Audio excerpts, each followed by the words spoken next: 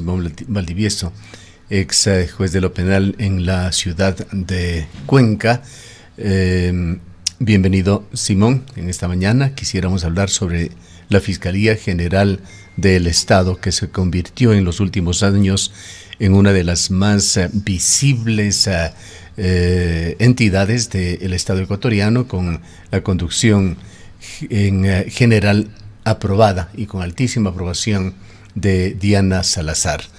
Ella salió, dejó ya la Fiscalía y al momento es representante del gobierno en la diplomacia allá en Argentina.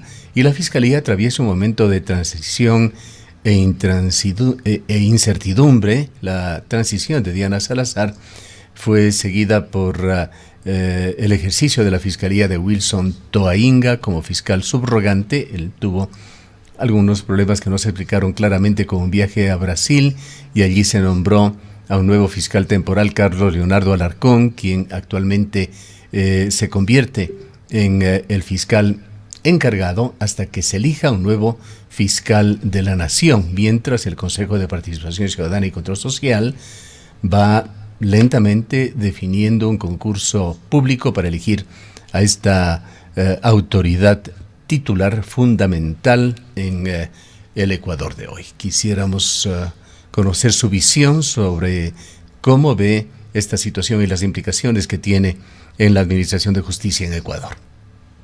Gustavo, buenos días y muchas gracias. Crónica de una renuncia anunciada. Recuerde usted, Gustavo, que en el mes de septiembre, si la memoria no me falla, fue el día 29 que circuló en redes sociales una noticia de que había renunciado el doctor Toainga.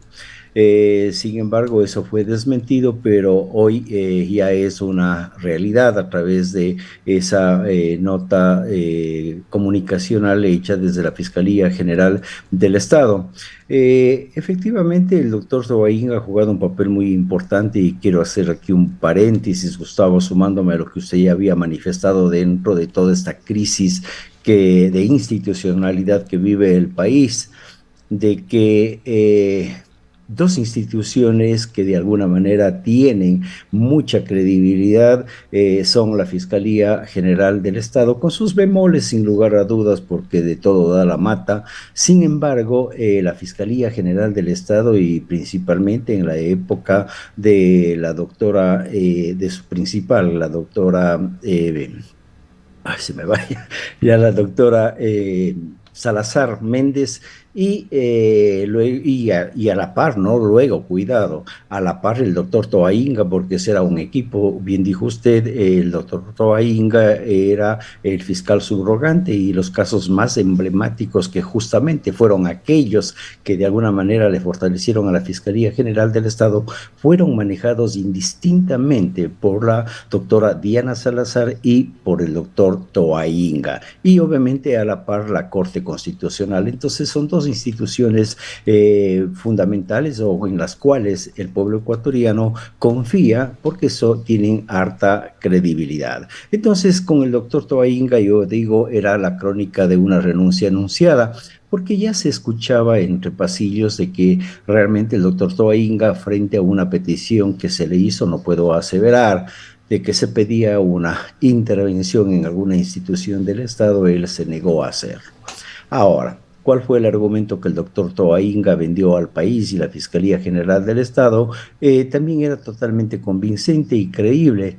Salida la doctora Diana Salazar para irse a la embajada en la Argentina, quedaba el doctor Toainga, pero en el supuesto que el doctor Toainga tenía una calamidad doméstica o, por ejemplo, ese viaje que tenía que hacerlo de carácter institucional al Brasil, no había quien asuma la función, porque ese es el problema del Consejo de Participación Ciudadana y también el problema inmenso del Consejo de la Judicatura.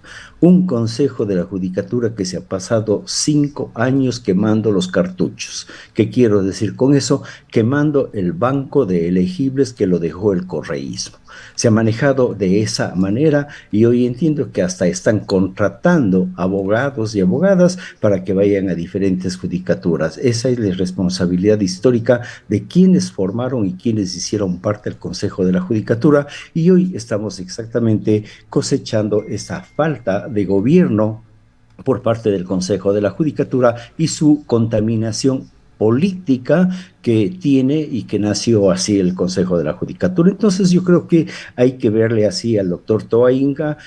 Realmente yo creo que sí apena de que un funcionario con experiencia, además que ha manejado, como digo, los casos más emblemáticos que han existido en el país y que de alguna manera le enrumbó a la Fiscalía General del Estado, hoy deje y estemos en manos de un fiscal que, digo de verdad, yo no lo conozco. Sin embargo, siempre Antes apostamos de hablar quienes de son. Carlos Leonardo Alarcón, si me permite, Simón, Sí, claro. quisiera también su opinión sobre Diana Salazar, una persona que se convirtió en una figura muy importante de Ecuador, estuvo en portadas de importantísimas revistas en el mundo como un paradigma de fiscal. Luego se supo que ya por un año había estado en negociaciones con el gobierno para ir a la Argentina, tema que se lo puede entender por un asunto de seguridad, una responsabilidad ya no del gobierno sino del Estado ecuatoriano de proteger a alguien que aportó y de manera brillante a la justicia ecuatoriana. Sin embargo, tuvo una irrupción breve en política Diana Salazar en estas últimas semanas, cuando primero dio opiniones sobre los cambios que deberían hacerse en la nueva constitución de Ecuador y luego irrumpió como precandidata a la Asamblea Constituyente. La mujer del César no tiene que ser sino parecer ser, y efectivamente yo creo que eso es lo que sucedió con la doctora Diana Salazar y ya lo había manifestado en la primera parte de esta conversación. Sin embargo, yo creo que el hecho de haber aceptado una embajada y que ya y había el beneplácito por parte del gobierno argentino un año atrás, y ella había resuelto casos muy importantes o manejó situaciones de investigación dentro de la Fiscalía General del Estado, que de alguna manera vinculadas o no vinculadas con el gobierno actual. Eso yo creo que le opacó y se suma de alguna manera a lo que usted también acaba de comentar, es decir, cuando se le presentó y por parte del presidente de la República, creo, como la candidata potencial en el caso de que se diera la Asamblea Constituyente.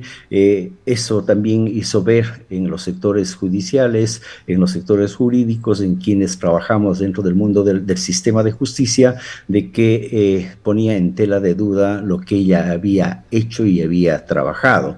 Y no se diga cuando hoy la Fiscalía General del Estado está manejando también un caso muy importante como es el caso Villavicencio. Entonces yo creo que todas esas cosas de alguna manera han ido o pretenden o van deslegitimando, pero de propia mano, no es por obra de terceros. Entonces yo creo que sí ha sido importante la figura de la fiscal general del Estado, como digo, de la Fiscalía General del Estado, en su momento la doctora Diana Salazar, pero también el doctor Wilson Toainga. Hoy la posta la toma un fiscal y eso quería Vamos comentar, ahora sí, Gustavo. claro, a Carlos Sí, Leonardo yo sí, Alarcón, quien queda a cargo exactamente. ahora de la Fiscalía. No se sabe por cuánto tiempo, con la lentitud, la parsimonia con la que se dan estos procesos aquí en Ecuador. Carlos Leonardo Alarcón, de lo poco que conocemos también, es que fue fiscal de la Unidad de Transparencia y Lucha contra la Corrupción y fue recientemente designado en la coyuntura del viaje a Brasil del fiscal Toainga por el Consejo de la Judicatura como encargado tras la salida de este funcionario. Mire, Gustavo, quienes hacemos opinión y en este tema, siempre abrigábamos la esperanza que cuando ya el doctor Toainga pidió permiso y había que nombrar efectivamente, cosa que tenían que haberlo nombrado hace rato, pero no lo hicieron. a un fiscal que en el caso de ausencia definitiva o temporal de él pueda asumir las funciones en la Fiscalía General del Estado, todos apostábamos a un principio que es el de la carrera fiscal. Estábamos totalmente convencidos y creíamos que el Consejo de la Judicatura, o sea, creíamos de buena fe, que iba a hacer la designación al fiscal provincial más antiguo. Es decir, porque ahí la Fiscalía tiene desde hace muchos años una carrera, la carrera fiscal, y bastante bien cimentada. Entonces, abrigábamos la esperanza de que eso se dé. No desmerezco, no le conozco al fiscal hoy ya en funciones, sin embargo, yo creo que esa era una aspiración sana, lógica y ética.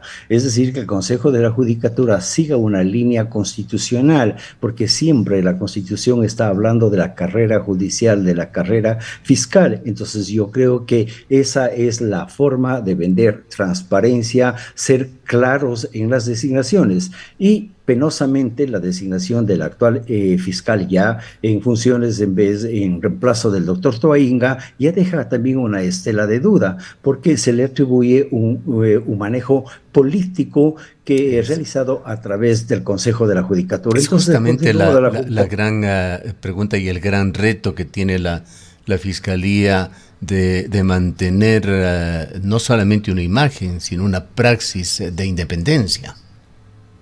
sin lugar a dudas, y yo creo que al fiscal en funciones ya le salpica algunas cosas que están vinculadas con el poder político. Entonces, yo creo que ahí está una vez más el sinsabor de la metida de mano en la justicia por parte de la clase política y que el Consejo de la Judicatura ratifica una vez más el novísimo Consejo de la Judicatura en funciones, ratifica la metida de mano del poder político en la función ¿Usted judicial. cree que la Es decir, situación actual definitivamente debilita la percepción de autonomía y credibilidad de la Fiscalía?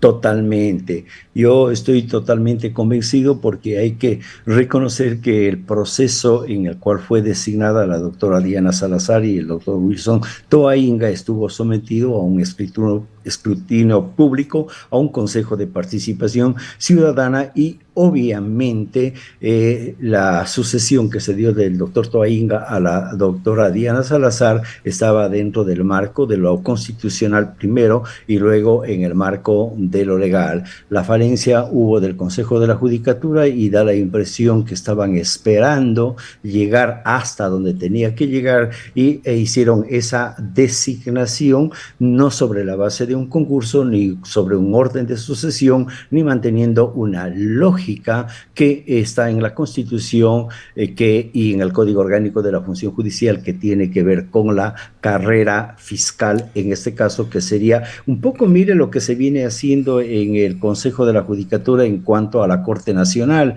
cómo van ocupando los cargos los conjueces. De alguna manera son los jueces de Corte Provincial, los más antiguos que opcionan, porque otros no quieren opcionar, y sin embargo se va llenando. Otra muestra de la crisis del Consejo de la Judicatura que no tiene la capacidad. ¿Qué le dice su sexto sentido sobre esta situación de la Fiscalía, sobre la actuación del Consejo de Participación Ciudadana y Control Social?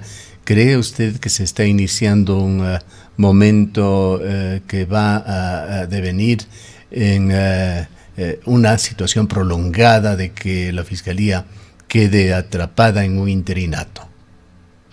Da la ligera sensación de que efectivamente eso puede suceder, porque mire que el tablero político ha cambiado.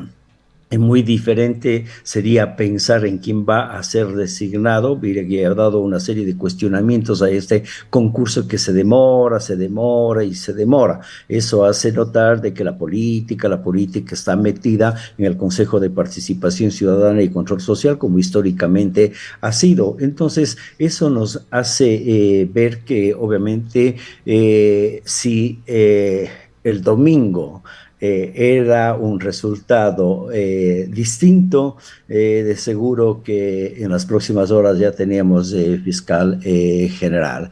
Mientras no se asegure cómo se va a manejar el tema de la justicia, mire que está latente el asunto de la evaluación que no ha habido históricamente, y digo históricamente porque son en los últimos años que no se ha hecho nada en el Consejo de la Judicatura, a nivel de jueces y a nivel de toda la función judicial. Entonces yo creo que ese es el gran reto que tiene el Consejo de la Judicatura, novísimo, el nuevo Consejo de la Judicatura, pero que ya que no está dando o no ha dado buenos resultados, como lo que acabamos de analizar. Entonces yo creo que eventualmente, si es que no se encuentra el candidato que satisfaga de alguna manera a la clase política, nosotros nos mantendremos con los jueces suplentes y con los fiscales encargados. Eh, Pasemos a un análisis de carácter más general. ¿Qué le dijo a usted los resultados de la consulta popular del pasado domingo, sobre todo en temas de justicia? Ninguna pregunta estaba directamente relacionada con esto. Sin embargo, por poner un ejemplo, una de las certezas que existía es que habría cambios, por lo menos en cuanto a la misión de la Corte Constitucional. Bueno, la única pregunta directa con la función judicial era la cuarta pregunta, la de la consulta popular, es decir, la de la constituyente, porque eso significaba desbaratar todo el aparataje institucional que está vigente con la Constitución de Montecristi. Es decir, ese era un campanazo que se estaba dando a la función judicial, es decir, a todo nivel en la función judicial, y ahí estaban las expectativas de la reorganización de la función judicial en la hipótesis de que íbamos a una asamblea constituyente. Entonces, esa era la única vinculada directamente con la función judicial, esa pregunta. Y claro, parece que el presidente, y yo tengo que ser muy honesto, yo creo que uno de los grandes perdedores aquí en la consulta, digamos en lo que pasó el día domingo y en todo ese proceso, el gran perdedor son las encuestadoras. Las encuestadoras creo que orientaron mal a la ciudadanía, y ahí se hizo evidente un voto vergonzante. Es decir, la gente se había revertido la cultura del miedo.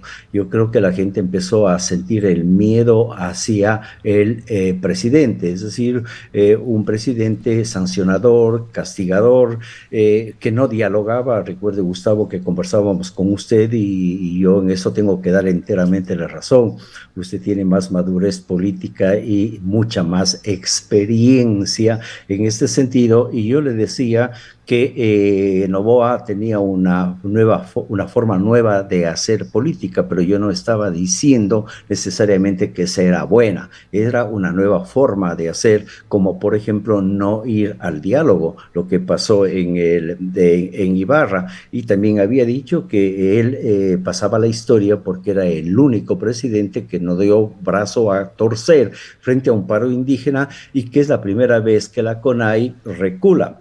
Entonces, realmente todo eso daba, y más las encuestadoras. Recuerde usted que el viernes anterior a las elecciones, cuando ya las dos encuestadoras, y Ceratos principalmente, dijo que no había Exipol, yo creo que eso ya era un mensaje muy claro de que el no ganaba. Es decir, porque no había ninguna explicación lógica que dos empresas que se habían preparado, y Ceratos, una empresa históricamente seria, había dicho que no iba a haber Exipol. Eso ya nos estaba dando un mensaje a quienes de alguna manera estamos sintonizados con el análisis político de que no iba a triunfar. Entonces yo creo que esa cultura del miedo se revirtió. Usted me dirá, Gustavo, parece que no pegó. Sí pegó. El hecho y las redes sociales manejaron muy bien la campaña, lo que no hubo esa comunicación por parte del gobierno. Y mire, lo que decía yo, el tema de por ejemplo, proyectar la imagen de unas cabezas rapadas, vestidas de tomate, inaugurando, entre comillas, una cárcel del encuentro, porque no es asunto semántico, hay mucho fondo en la utilización de los términos que de alguna manera hasta ahora no se puede ver si está concluida o no está concluida. Entonces, pues eso proyectó la imagen de un régimen sancionador, castigador, y las redes sociales se encargaron de transmitir aquello y eso se le revirtió la cultura del miedo que vive el Ecuador ya históricamente. Desde el año 2021 Mario Hunda hizo reflexión al conflicto armado en otros términos, porque estábamos hablando de la guerra declarada en enero del 2024. Entonces, ese miedo que vende y que es latente del crimen organizado, yo creo que de alguna manera se revirtió en las urnas, amén de que se le vio al presidente, y que eso fue un error, de que no es un presidente dialogador. Es decir, le pasó la factura lo que sucedió en Otavalo, en la provincia de Imbabura. Hay muchos Vayamos elementos. vayamos, Simón, a otro aspecto que de alguna manera fue materia de discusión pública con respecto a la constituyente y los eventuales cambios que debería tener la Constitución. Vimos y escuchamos allí a influencers que no eran cualquiera, eran supuestamente constitucionalistas de prestigio. Personalmente no le conocía yo a este influencer que le tengo en mente, no recuerdo siquiera su nombre, pero parecía ser una gran personalidad en la ciudad de Guayaquil particularmente. Y él hablaba sobre el artículo 77 de la Constitución como uno de los más nocivos en la Constitución de Montecristi. Este artículo, entendemos, consagra las garantías básicas del debido proceso penal en Ecuador. En los debates sobre la nueva Constitución, que finalmente no prosperó, se perfilaban cambios orientados a ajustar estas garantías, buscando mayor eficacia en la lucha contra el crimen organizado, pero con riesgos de limitar derechos fundamentales. El mensaje de este influencer en particular, que era replicado por otros, iba en el sentido de que esta era la mejor demostración de que la Constitución de Montecristi favorecía a los delincuentes en Ecuador. ¿Cómo ve usted este tema ya post-consulta popular? Algo habíamos conversado, Gustavo, pre-consulta, Ujú. pre-16 de noviembre con usted, y realmente todo apuntaba, y es una lectura totalmente equivocada del artículo 77.1 de la Constitución. Recuerdo haber comentado en esa vez de que la Constitución, el 77.1, nació como tiene que ser. La prisión preventiva debe ser excepcional. Y resulta que en la consulta popular del año 2011 el correísmo se encargó de cambiar el 77.1 y dijo que no será la regla general, lo cual, vuelvo a insistir, no es un asunto semántico, sino es un asunto de fondo. Entonces, yo creo que no es que el 77.1 favorece a la delincuencia, absolutamente, más bien está mal utilizada la figura de la prisión preventiva como medida cautelar, y no solamente en el marco constitucional, sino en el marco del derecho internacional de los derechos humanos. Es decir, de ese cambio que se dio en el año 2011, ese cambio de palabras, obviamente la realidad habría cambiado, y hoy por hoy la prisión preventiva es una de las medidas mal utilizadas en detrimento de las garantías fundamentales. Y Siete obviamente mil pensemos que la personas en condición de hacinamiento. Estas fueron palabras del presidente Daniel Noboa en los días previos a la consulta, hablando del sistema carcelario. Esa cifra de 7.000 dice mucho.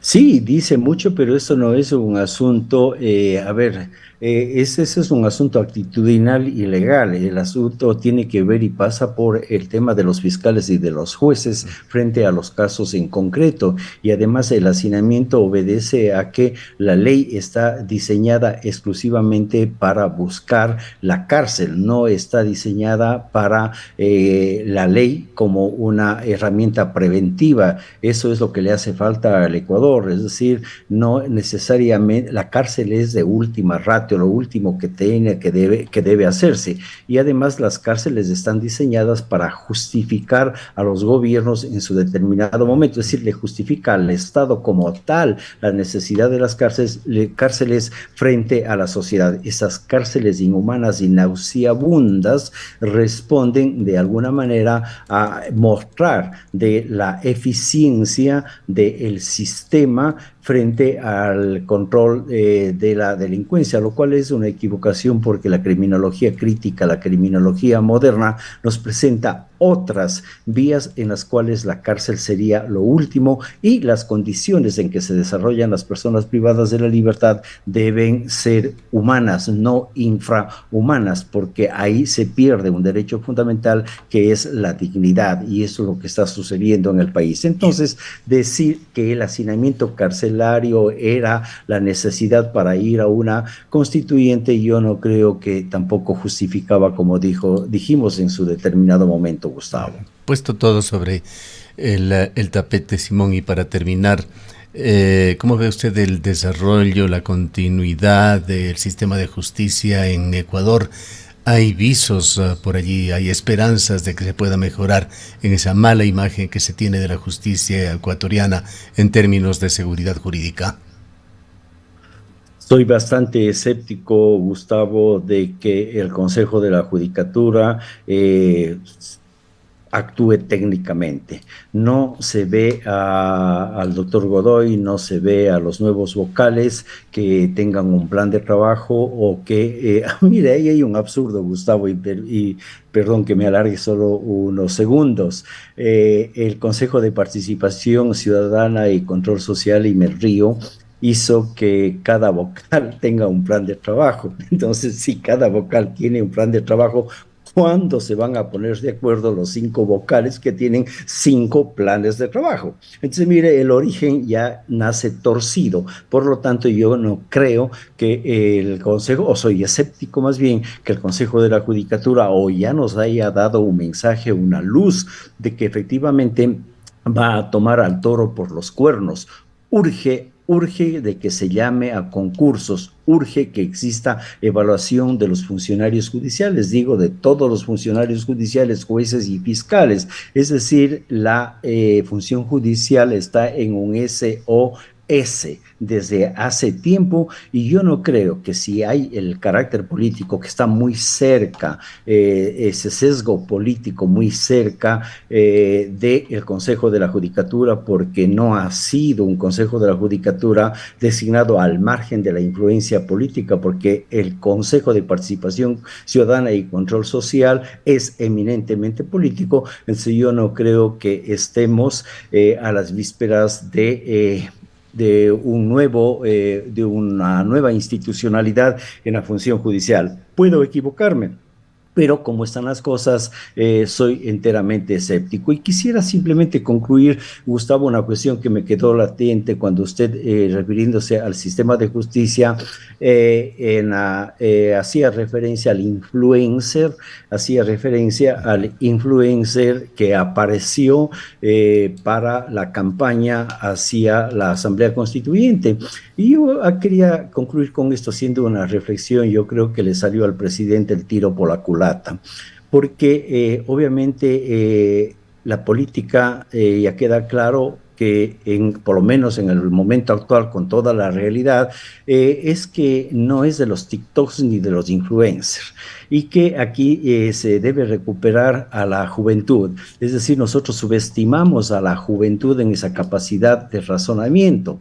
Y yo más bien creo que esto, y no sé si otras personas lo han dicho, hay una gran lección para el Ecuador y para los dirigentes. La juventud no es esa juventud que nosotros erróneamente estamos pensando, sino es una juventud reflexiva. Y ojo, el presidente, para salir adelante, tiene que empezar a contar con la juventud, es decir, hablando, como decía el poeta, juventud divino tesoro. Hay que empezar a contar porque ese es el combustible combustible social necesario para cambiar al país, no lo que ha venido haciendo y pensando que a través de TikToks y de influencers había lavado el cerebro a la juventud, a ese gran universo de personas que dan los Bien, resultados electorales. le agradecemos mucho por haber estado con nosotros. Gracias, Gustavo. Buenos Declaraciones días. del doctor Simón Valdivieso, ex juez de lo penal, ex director provincial, es columnista también en Diario El Telégrafo. Son las 8 horas con